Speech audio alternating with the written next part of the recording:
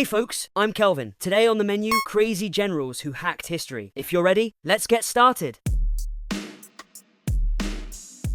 Okay man, it's the year 530. You're a general of the Byzantine Empire and facing 50,000 Persian soldiers. On your side, there's only 25,000 men. What would a normal commander do in this situation? Panic, then retreat. But Belisarius? For this guy, it's just a regular Tuesday. At the Battle of Dara, Belisarius digs geometrically calculated trenches. When the Persians attack, they stop as if hitting an invisible wall. Then Belisarius places his cavalrymen, who use composite bows and rain arrows while on horseback, on the flanks at just the right time. Before the Persians can understand what's happening, they're surrounded. Result? Byzantium writes down one of history's greatest victories in its book. Who's writing it? Trust me, I don't know either. But things get more interesting in Africa. In 533, Emperor Justinian says, "Go reclaim North Africa." Yes, sir. The Vandal kingdom has been controlling that region for a century. So what does Belisarius do? He goes with only 15,000 men. This is like trying to beat Dark Souls with a level 1 character. Oh, Dark Souls. Yeah. At the Battle of Ad Decimum, the Vandal king Gelimer makes a magnificent plan. Organize 3 army columns to surround the Byzantines.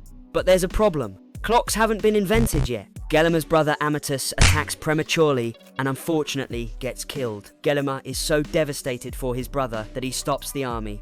Meanwhile, Belisarius enters Carthage and eats the dinner that was prepared for Gelimer in the royal palace. Yes, my friend, the man stole his enemy's dinner. In 537, the Ostrogoths besiege Rome with a massive army of 150,000 men. And guess how many men Belisarius has? 5,000. Oh, dude, why does this guy never learn? You do the math, that's 30 enemies per man. But Belisarius is a determined man. Using Rome's Aurelian walls, he turns the city into a fortress. He launches night raids, harasses enemy camps. What's his most genius move? He lights fires in many parts of the city and positions his soldiers at different points, creating the impression that he has a massive army. The Ostrogoths, or Goths for short, lose their minds and the siege lasts a year. Belisarius survives thanks to his tactics. The concept of strategic offense, then tactical defense, then counterattack that's still taught in modern military academies comes from Belisarius. In fact, Germany's famous General Moltke would use the same tactic centuries later.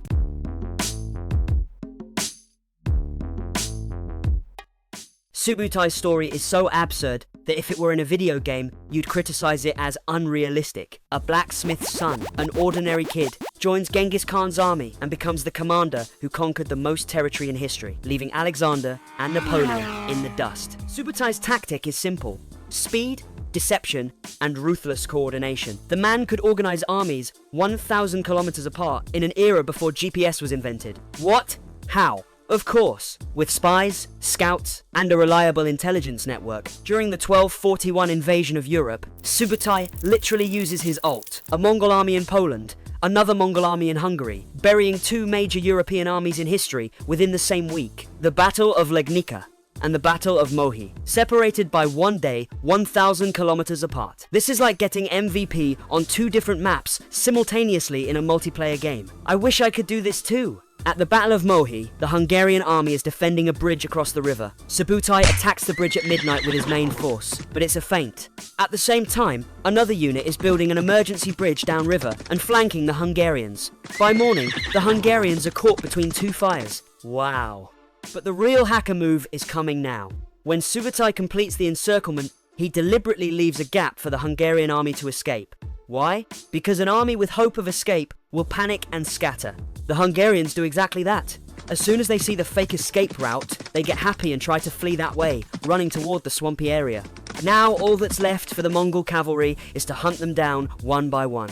More than 20,000 Hungarian soldiers die, and the army is completely destroyed. Isn't that so painful?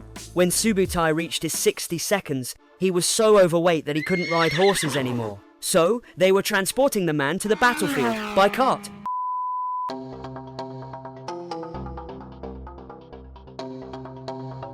Alright folks, now we've come to number 1 on the list. Scipio. What Scipio did was this: learn the enemy's tactics, improve them, and use them against him again. So think about it now. The strategy you used against your enemy in a battle, the same man is trying an even harder version of it on you. I'd probably cry. but not from the pain I felt. I'd cry like, he's growing right before my eyes. The madman. Cornelius Scipio, a young commander with the same name as his father. One of the few commanders who managed to survive the Battle of Cannae. He realized Hannibal's genius in that battle and made a vow.